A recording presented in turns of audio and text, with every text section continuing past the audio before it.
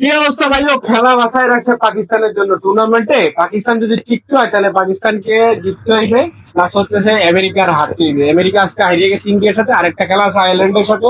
সে ম্যাচে যদি পাকিস্তান, পাকিস্তান না, ইন্ডিয়া যদি, ইন্ডিয়া তো বাদ দিলে আমেরিকা, আমেরিকা জো জো বাইডেনের দেশ তো, বলতো আমার তো ভয় লাগে যদি নিষেধাজ্ঞার মধ্যে পড়ে যাই, সেই কারণে।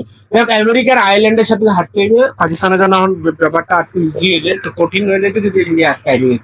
যাই হোক, পাকিস্তানের সুযোগ এখনো আছে। আয়ারল্যান্ডের খালি জিততে হইবে, আর পাকিস্তানের ম্যাচ টু ইন্ডিয়ান ভাই, ও কানাডা, তাদের কানাডা ও ধরাই দিবে।